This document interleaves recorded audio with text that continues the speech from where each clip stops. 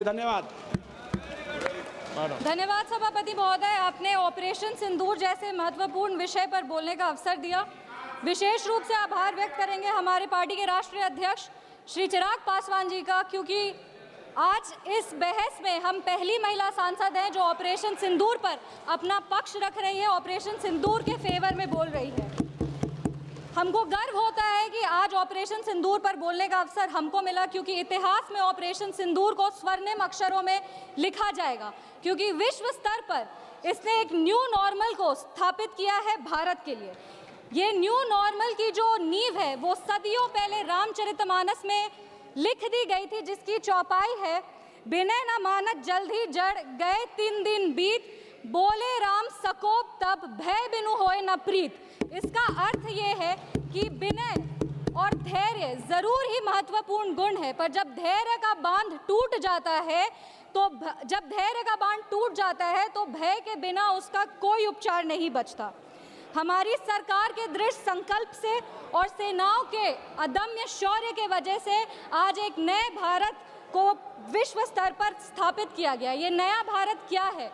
ये नया भारत वो है जो शांति के लिए गौतम बुद्ध और महावीर जी के दिखाए हुए पथ पर तो चलता है, पर अगर राष्ट्र सुरक्षा की और राष्ट्र हित की बात हो तो प्रभु श्री राम के धनुष को और श्री कृष्ण के सुदर्शन चक्र को भी उठाना जानता है।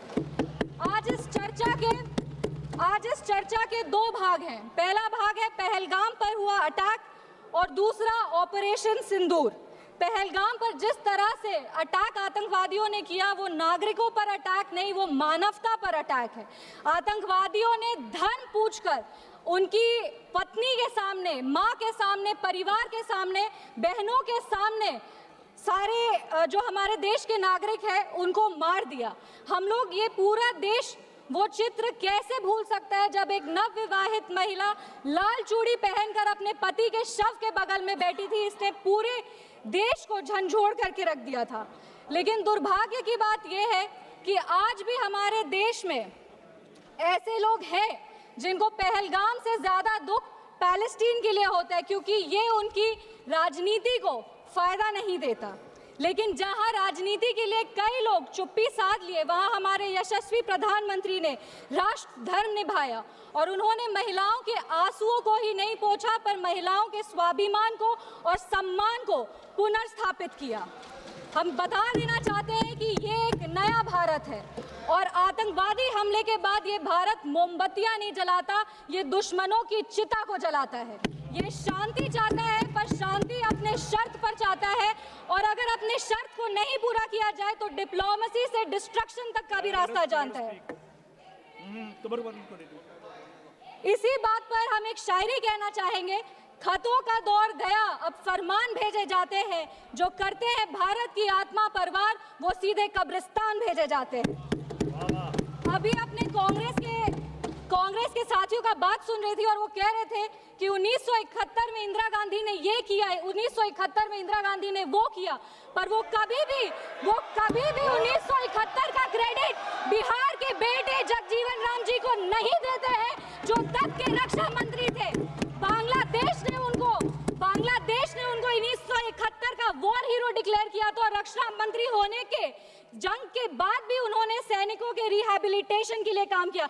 लेकिन कांग्रेस पार्टी इसको कभी नहीं रिकॉग्नाइज करेगी, क्योंकि उनको दलित नेतृत्व से समस्या है।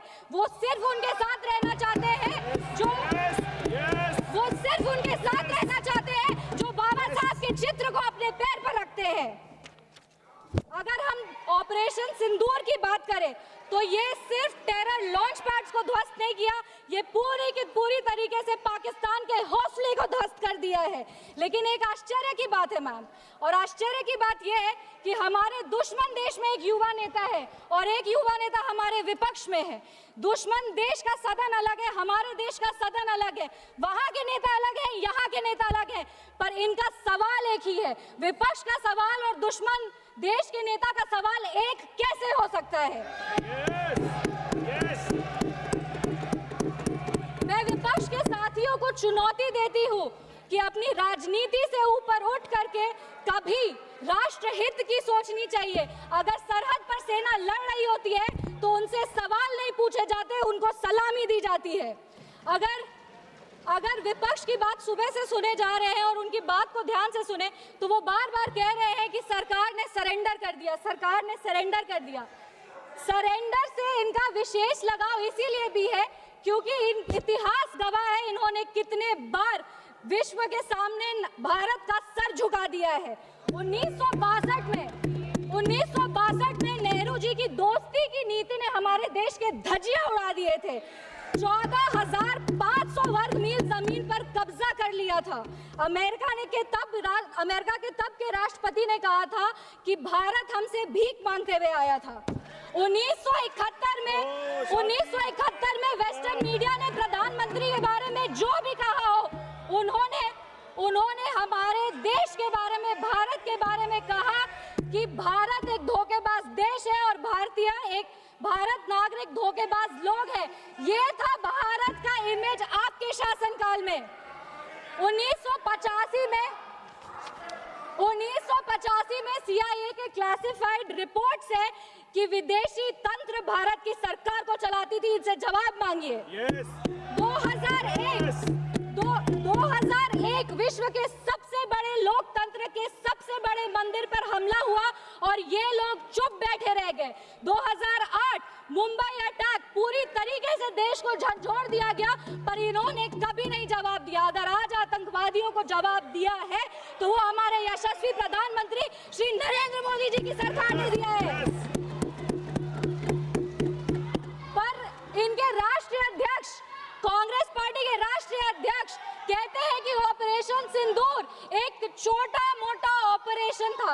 ये इनकी विचारधारा का समस्या है। इनको लगता है कि ऑपरेशन सिंदूर एक छोटा मोटा ऑपरेशन था, पर ये इनकी गलती नहीं है।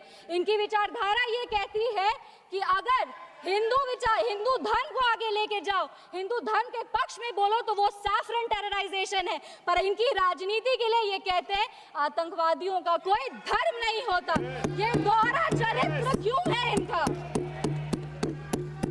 आतंकवादियों ने हमारे नागरिकों को धर्म पूछकर मार दिया। हम उनको कहना चाहते हैं कि जिस सनातन को मुगल की तलवार नहीं खत्म कर पाई, जिस सनातन को अंग्रेज की तोप नहीं खत्म कर पाई, उस सनातन को इनकी छोटी मोटी राजनीति क्या खत्म करेगी? आतंकवादियों ने जब हमारे भाई लोग को मारा तो उनको मारने के पहले बोला कलमा पढ़ के सुनाओ। उन नागरिक की बहन होने के नाते, इस देश की बेटी होने के नाते हम उनको महाभारत सुनाना चाहते हैं। महाभारत सत्य और धर्म की लड़ाई जरूर है, लेकिन महाभारत द्रौपदी के प्रतिशोध का भी प्रतीक है। द्रौपदी का बदला महाभारत है और हमारी संस्कृति में है। अगर नारी सम्मान में त्रुटि होगी तो फिर से महाभारत रचा जाएगा। और महाभारत में लिखा है धर्मो रक्षति रक्षतः। जो धर्म की रक्षा करते हैं, धर्म भी उन्हीं की रक्षा करता है। विशेष रूप से हम धन्यवाद देंगे हमारे यशस्वी प्रधानमंत्री श्री नरेंद्र मोदी जी का, जिन्होंने ऑपरेशन सिंदूर का नाम ऑपरेशन सिंदूर रखकर पूरी दुनिया को बता दिया है कि एक चुटकी सिंदूर की कीमत क्या होती है। और जिसने हमारी महिलाओं के, इस देश की बेटियों के, हमारी बहनों के सिंदूर को उजागर किया, उसको हमारी सरकार ने, हमारी सेना ने मिट्टी में मिला दिया है। अपने वाणी को विराम देने के पहले बस एक पंक्ति पढ़ेंगे। अगर उसूल पर आए तो टकराना जरूरी है, अगर जिंदा हो तो जिंदा नजर आना जरूरी है। भारत एक जिंदा देश है, उसकी रगों में अखंडता का और एकता का खून दौड़ा है। और जब जब भारत की अखंडता पे और एकता पर प्रहार होगा, भारत एकजुट होकर के मुंह तोड़ जवाब देगा। जय हिंद, जय बिहार, भारत माता की जय।